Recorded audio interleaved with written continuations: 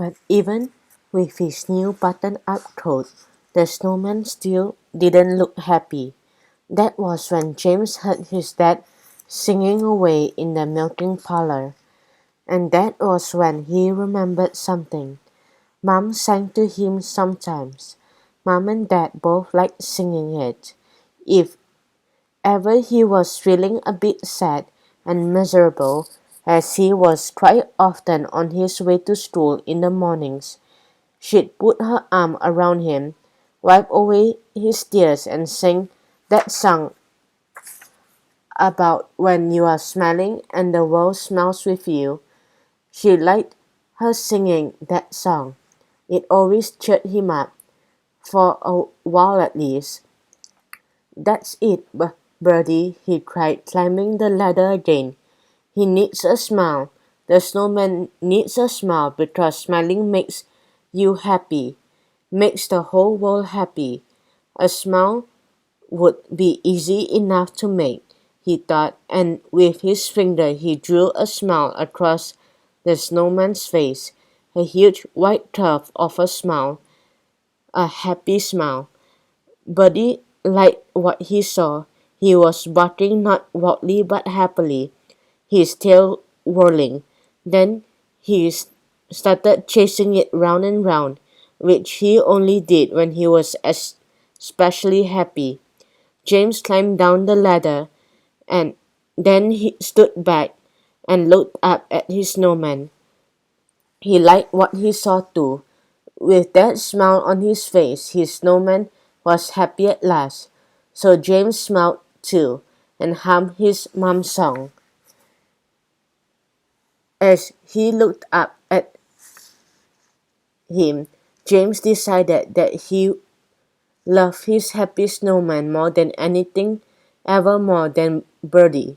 But as he wasn't going to tell him that, and far more than brighter green mountain bike with a big fat tires, but all the same, he still hoped he'd get one for Christmas. There was so much to do today. There always was on Christmas Eve. James kept asking Mom and Dad and Grandma to come out to see his surprise.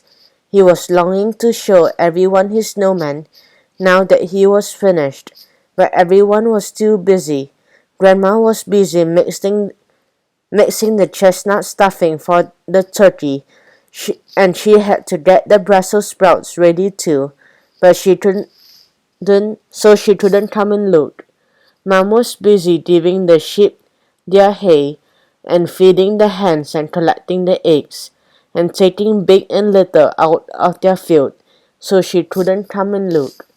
And Dad was busy with the cows and calves and pigs, and he said he'd already seen the snowman, but he'd come as soon as he could, but he didn't come and look either. So that afternoon, feeling a bit sad, James took Birdie out to Oak Tree Field, where his snowman stood waiting for him. James said hello and told him why his family couldn't come and meet him yet. They would later, he said, when they weren't so busy.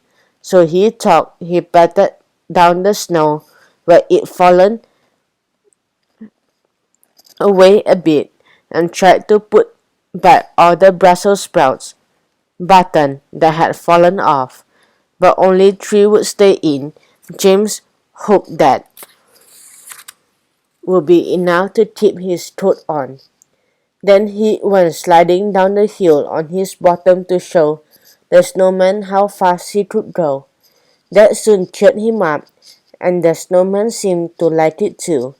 James even thought he heard him laughing once. A deep, booming laugh, a jolly laugh like no one else's.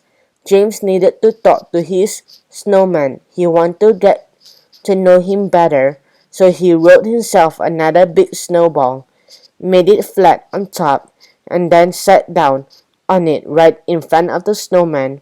Sitting there on his snow chair, James told the snowman all about himself.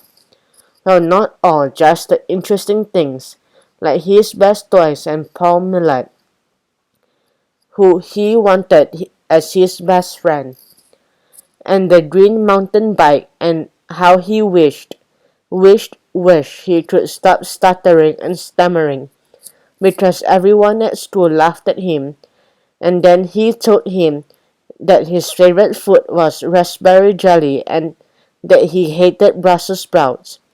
The snowman smiled and listened quite happily, so that cheered James up. Something else was cheering him up too, but he couldn't think what it was, though it felt a little sad that everyone was too busy to come and look at his surprised snowman.